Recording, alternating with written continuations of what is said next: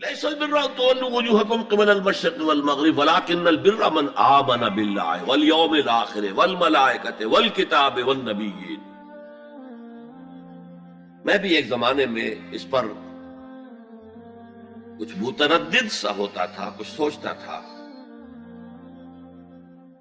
یہ نیکی کا تعلق تو ہم عمل سے سمجھتے ہیں، یہاں ایمان کی بحث کی کیا ضرورت ہے؟ ایمان تو ایک باطنی حقیقت ہے، نیکی جو ہے وہ ایک ظاہری خارجی حقیقت ہے. لیکن پھر سمجھ میں آیا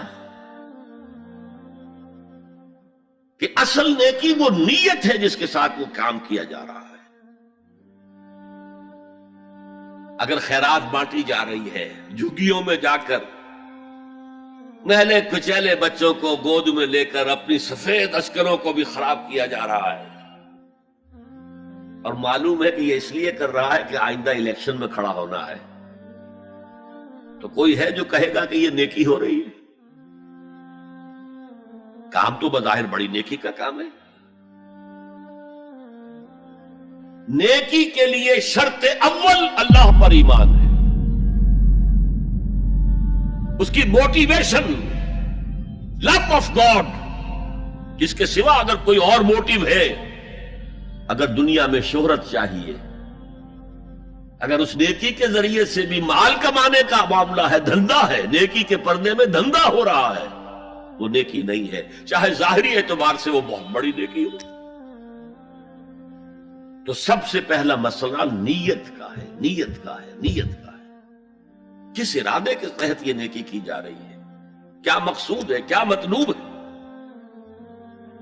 چنانچہ نوٹ کیجئے، اکثر محدثین نے اپنے جو مجموعے مرتب کیے احادیث کے، ان میں پہلی آیت کون سی، پہلی حدیث کون سی لاتے ہیں؟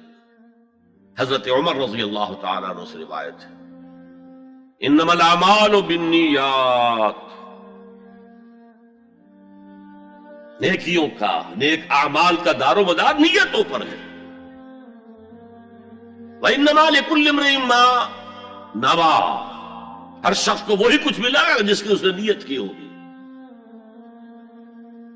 فَمَنْ كَانَتْ هِجْرَتُهُ إِلَى اللَّهِ وَرَسُولِهِ فَهِجْرَتُهُ إِلَى اللَّهِ وَرَسُولِهِ. جو کوئی ہجرت کر رہا ہے، مکے میں گھر بار چھوڑ کر جا رہا ہے، اپنے وطن کو ترک کر کے جا رہا ہے مدینے کی طرف، صرف اللہ اور رسول کے لیے، اس کی ہجرت اللہ اور اس کے رسول کے لیے. وَمَنْ كَانَتْ هِجْرَتُهُ لِلدُّنْيَا يُصِيبُهَا، اور اگر اس شخص کی ہجرت دنیا کے لیے ہے کہ اس کو حاصل کر لے. مثلا میں دیتا ہوں مثال، ایک مسلمان تھا، اس کا کوئی کاروبار تھا، اس کے خریدار مسلمان ہی تھے، وہ جا رہے، اب کیا کرے گا؟ مشرکوں نے سو تو اس کا سامان نہیں لینا، اب وہ بھی چلے جا رہے ہیں. یہ اللہ کو معلوم ہے کہ اس کے ہجرت کا اصل سبب کیا ہے، ہم نہیں طے کر سکتے.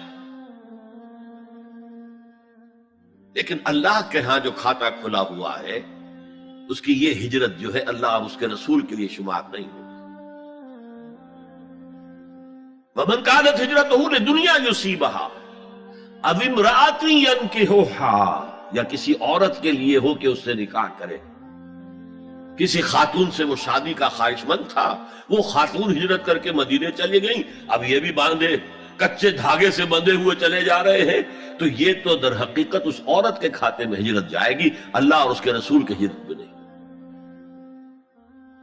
تو اصل شے یہ ہے، نیکی کا وہ کام جس کا ظاہر بھی نیکی کا ہو اور باطن بھی ہو، کہ موٹیویشن صرف اللہ کی رضا ہو، اللہ کی محبت اور اللہ کی رضا کا حصول. یہ ہے پازیٹو موٹیو. ایک نیگیٹو سائیڈ بھی ہے. سب لوگ ذہنی اعتبار سے اتنے بلند نہیں ہوتے کہ اللہ کی محبت وہی اصل محرک بن جائے. یہی وجہ ہے کہ حضور نے اس کو صلی اللہ علیہ وسلم کمال ایمان سے تعبیر کیا ہے، من احب للہ وابغض للہ وعطا للہ ومنع للہ فقد استکمل الایمان. جس نے کسی سے محبت کی تو اللہ کے لیے کی،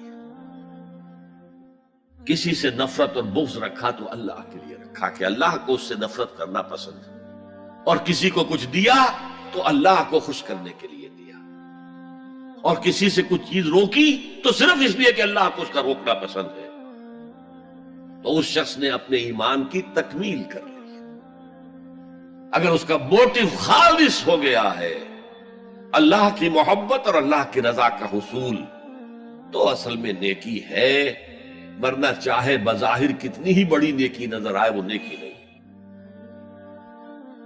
لیکن جو لوگ اس حد تک نہ پہنچ پائے ہوں، استکمال ایمان تک، تکمیل ایمان تک، تو ان کے لیے ایک اور موٹیو بھی ہے، والیوم الآخر، قیامت کا دن، جزا و سزا کا یقین، اللہ کا خوف، آخرت کے محاسبے کا خوف۔ خوف بھی ایک بہت بڑا موٹیو ہے، بہت بڑی موٹیویٹنگ فورس۔ اب میں یوں کہوں گا کہ اگر کسی عمل کا محرک ہے صرف اللہ کی محبت، اس کی رضا کا حصول اور آخرت کی نجات، تو وہ نیکی ہے۔ اگر یہ نہیں ہے، کوئی وطن پرست ہے، وطن کی محبت کی وجہ سے کوئی نیک کام کر رہا ہے، اس کا وہ کام وطن پرستی کے کھاتے میں جائے گا، خدا پرستی کے کھاتے میں نہیں جائے گا۔ کوئی قوم پرست ہے، اپنے قوم کی محبت میں کچھ کر رہا ہے، تو اس کا وہ نیک کام قوم پرستی کے کھاتے میں جمع ہوگا، خدا کی پرستش کے لیے دے۔ یہ ہے موٹیو کا فرق، اور یہ ہے موٹیو کی اہمیت، اور اس کا تعلق ہے ایمان باللہ اور ایمان بالآخرہ سے۔ ایک حدیث میں حضور نے فرمایا کہ قیامت کے دن سب سے پہلے 3 اشخاص کا معاملہ پیش ہوگا۔ ایک وہ تھا کہ جو اللہ کی راہ میں جنگ کرتا ہوا مارا گیا تھا، دنیا میں شہید سمجھا جا رہا ہے۔ ایک وہ تھا جسے اللہ نے علم بہت دیا تھا، اور اس نے علم کو پھیلایا، خوب پھیلایا۔ اور ایک وہ جس کے پاس جس کو اللہ نے بہت دولت دی تھی، اور اس نے دولت جو ہے نیکی کے کاموں میں، بھلائی کے کاموں میں، غربا، یتاما، مساکین کے لیے خرچ کیا۔ اب اللہ پوچھے گا ان شہید صاحب سے کہ دیکھو میں نے تمہیں صحت دی تھی، جسمانی قوت دی تھی، تم نے کیا کیا؟ وہ کہے گا اے اللہ میں نے تیرے لیے قتال کیا اور اپنی جان دے دی۔ اللہ فرمائے گا کذبتا، تو نے جھوٹ بولا، انک قد قاتلت لأن یقال جریء، تو نے تو یہ جنگ میں حصہ لیا تھا اس لیے کہ تیری شجاعت کا ڈنکا بج جائے، تیری جرأت کی شہرت ہو جائے۔ وقد قیلا، وہ کہا جا چکا، اب یہاں تمہارے لیے کچھ نہیں ہے۔ اور فرشتوں کو حکم ہوگا اور اوندے منہ گھسیٹتے ہوئے اس کو جہنم میں ڈال دیں۔ یہی حشر ہوگا اس عالم کا، تو نے وہ نیکی کا کام کیا تھا، لأن یقال عالم، کہا جا چکا دنیا میں، ڈنکا بج چکا تمہاری شہرت کا۔ اب اس میں نوٹ کیجئے، اگر کسی عالم کے علم کا ڈنکا بج جائے، اس کی اپنی نیت وہ نہیں تھی تو اس کے اندر کوئی خرابی نہیں ہے۔ یہاں معاملہ نیت کا ہے۔ اگر نیت یہ ہو کہ میرے علم کی شہرت ہو جائے، میرے ہاتھ چومے جائیں،